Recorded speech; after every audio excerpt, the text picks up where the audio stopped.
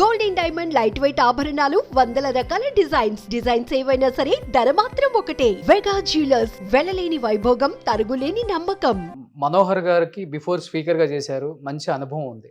But ఇప్పుడు కూటమి అధికారంలోకి వచ్చిన తర్వాత ఈ పోర్ట్ఫోలియో ఆయన ఇష్ట ప్రకారం ఆయనకి ఇష్టమై తీసుకున్నారా, లేకపోతే కూటమిలో భాగంగా వచ్చిందంటారు? అది మీరు ఆయన ఇక్కడికి వచ్చినప్పుడు అడగండి. నేనేం పట్టించుకునేవి ఆయన నాకు చెప్పడు, నేను ఈ విషయాలు ఎప్పుడు అడగను.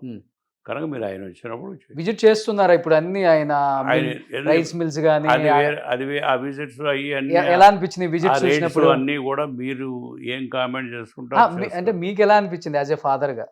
నాకు మాకైతే చాలా పాజిటివ్ గా అనిపించింది. పాజిటివ్గా ఉండొచ్చు, అయితే ఇలాంటివి చాలా కేర్ఫుల్గా ఉండాలి.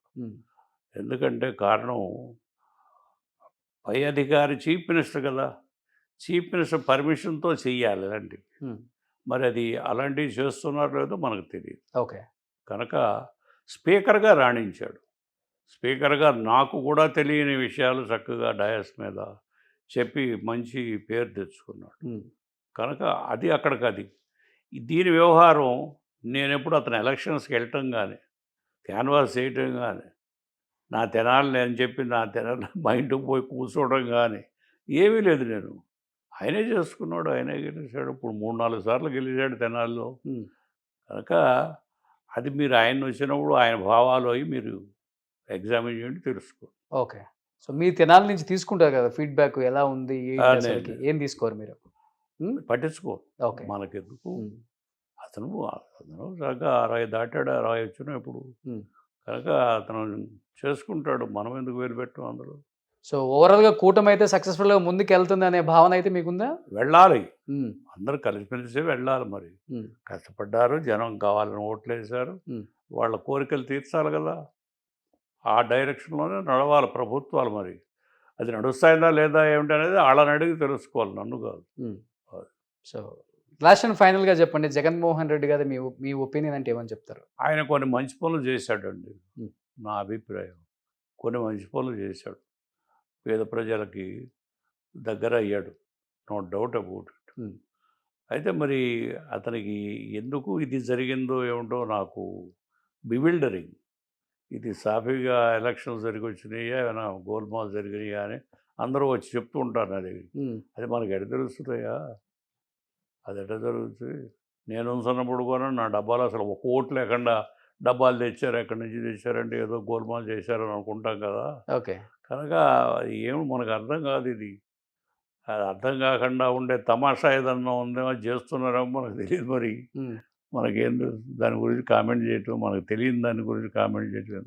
ఓకే, సో మీకైతే ఆయన పాలసీలు కొన్ని నచ్చాయి ఆయా యాజ్ ఎ ముఖ్యమంత్రిగా ఉన్నప్పుడు?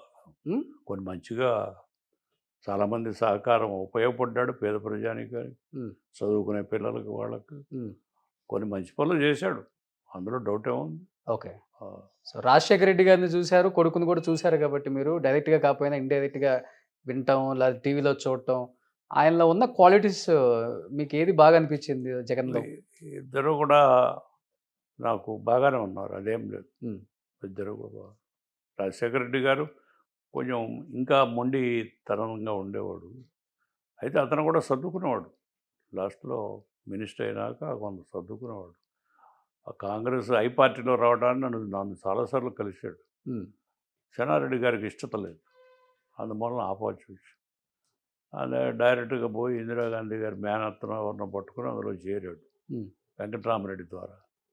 దాంతో చెన్నారెడ్డి గారి కోపం వచ్చి వెంకటరామరెడ్డిని కోపడ్డాడు. అడదా అదో పాలిటిక్స్. కనుక అట్లా వచ్చాడు.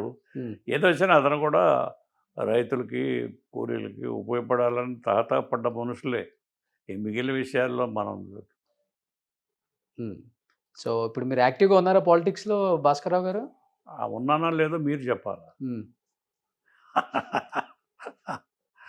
మీరు చెప్పాలి. మీరు యాక్టివ్గా ఉన్నారు మరి ఇక్కడ.